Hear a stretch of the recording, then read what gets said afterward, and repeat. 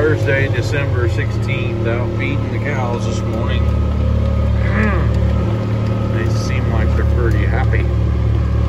Some of them look like they're starting to spring, but we're just under 2 months away. None of these are first calf heifers. All of them are cows that have had 2 calves or more, so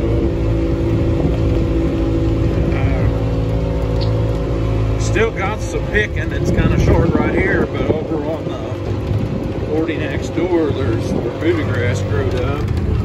Kind of like this spot right here. It's got all kinds of fescue growing up in it. So I'm still stringing them along, feeding them a couple square bales every day for 25 cows. That ain't much, but keeps them knowing who I am, and I think they stay in better shape. Maybe it keeps some of that green stuff in them rather than just run through them. I have a little confession to make. I was pretty disgusted with the deal on my Halverson, and but I have learned to live in the now and not in the negative. So I actually had made a whole video about the dealings I'd had on that broken wedge, and I wasn't trying to get anybody else to pay for nothing. I realized stuff gets stressed. I cut hundreds, literally hundreds of ricks of wood with that machine and figured that, you know, it just broke. I cut a lot of hard stuff, very hard stuff, so I had a little trouble and couldn't get what I wanted.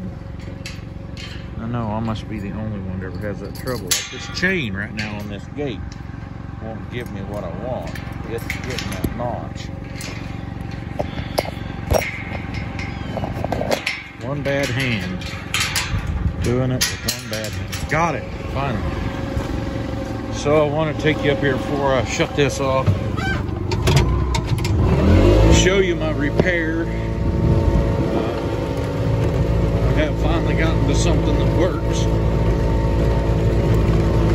The alternative wasn't real. I mean, it was expensive, but $447 what they get for a new one of those adjustable wedges. And I wish I would have never went that way. I wish I would have just got the standard fixed 4-way wedge. And I don't know if it would have lasted longer or not, but this one, having broke through that hole, I think probably the hole was part of the causation of this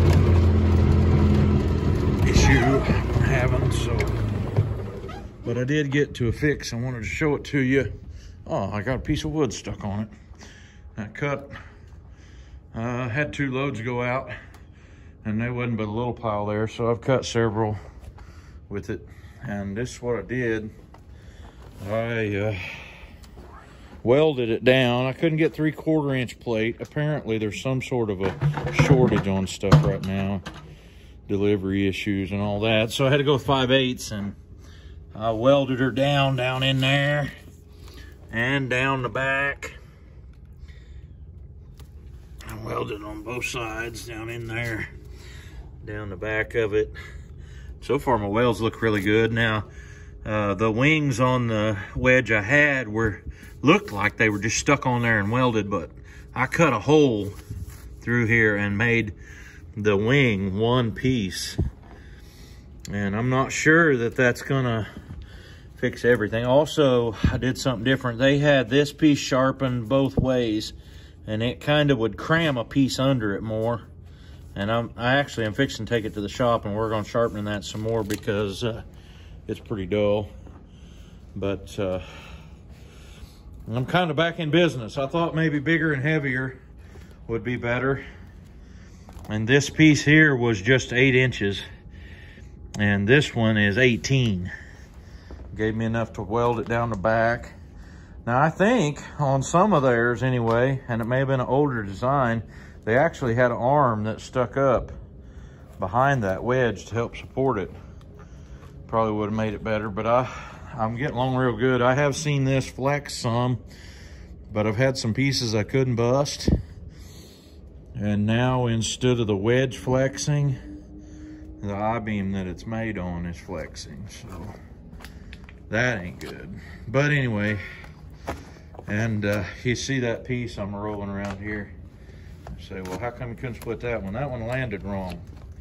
And when I went to moving it around, try to get it to lay in there right, it fell off.